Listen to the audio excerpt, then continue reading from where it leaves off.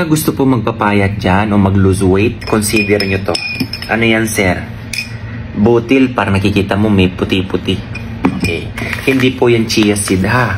Basil o kaya basil seeds po yan. Sa malilit na butil, Cubs, pag nilagay mo sa tubig, yan po ang kalabasan. So, ano bang importansya nito, sir? Okay, disclaimer.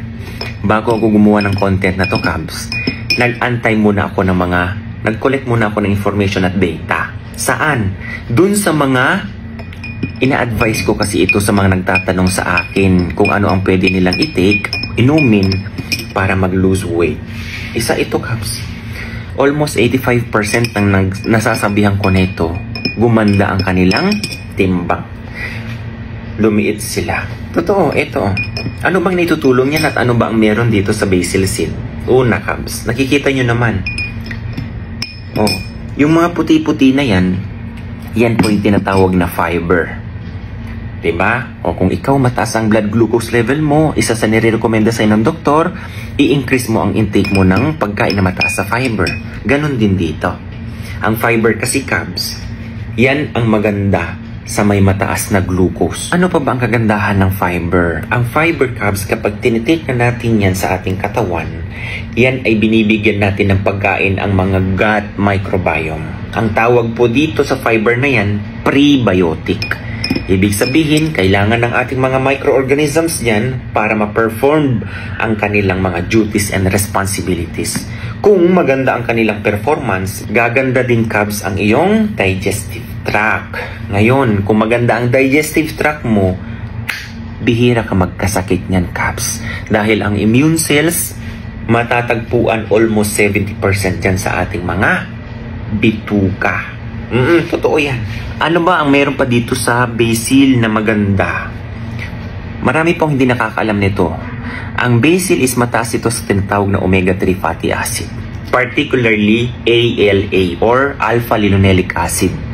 Hindi man siya kagaya ng nandyan sa mga animal meat na ang meron dun is DHA. Pero ito, ano bang kagandahan ng alpha-linolenic acid? It is good for anti-inflammatory. Okay? Ano ba bang meron, sir? Mataas naman ito magnesium, potassium, at saka siyempre protein. Ito din. Marami nagsasabi sa akin ito, Cubs, ha? Pag ginamit nila to during their exercise, ang ganda ng combination, which is na-advise ko sa kanila, yan ang iinumin nyo tuwing nag-exercise kayo. Para at least yung endurance ng katawan nyo malakas. Which is tugma sa mga binabasa ko na ina-advise ko rin sa kanila, Cubs. A specific study kasi and findings, a study found that itong basil seed supplementation, i-combine mo sa endurance exercise, demonstrated the significance anti-inflammatory effect. Paano? By reducing the level of inflammatory markers. Particular yan yung mga kadalasan ang interleukin 6, leptin, mga ganyan. This is according to National Institute of Health po, ha. Mga studies din pagdating sa mga glucose, especially type 2 diabetes, maganda to. Kaya, Cubs, kung kayo, for example, nag-e-effort kayo sa pag-exercise, Zumba man yan, o kaya heavy lifting, mga ganyan, i-incorporate nyo po ito. Maganda. Mas tumataas yung endurance nyo. Okay? Kasi base sa studies, Cubs, ang pinopromote niya is nire-reduce niya yung level ng mga inflammatory. So, hindi sasakit ang mga muscle nyo. Yan lang ang purpose nito, Cubs. Maganda siya. Kailan ba siya iti-take, sir? Iti-take nyo siya every morning lang kung hindi naman kayo nag-exercise. Pag ikaw na nasa regular sa bahay lang. Ito kasi, kapag uminom ka niyan, nafe-feel mo yung fullness. Okay? Yung state of fullness. Kaya yung pagkakain ka, sakto lang o kaya konti lang. Hindi naman sa nawawalan ka ng gana, bagkus full ka na yan. Sa dami ba naman nitong mucilage, Cubs, yung mga soluble and insoluble fiber? Kapag nandyan yan, kapag kayo may problema sa digestive issues, eto mag-take kayo nito, basil or basil. Okay? Hindi po ito chia, ha? So, yun lang po, Cubs. Naway makatulong po. Pero sa totoo lang, marami pong gumagamit nito ng mga in-advisang which is maganda ang effect sa kanila. Lagi silang tatanong, sir, saan na ba yung content mo pagdating dun sa in-advise mo sa amin na basil? Ito na yun. Panoorin nyo, Cubs.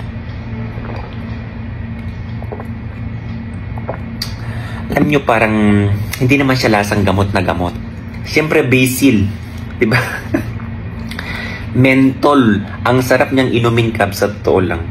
Baka pag na-try mo to, pag ikaw maghahanap kayo ng basil dyan, subukan nyo.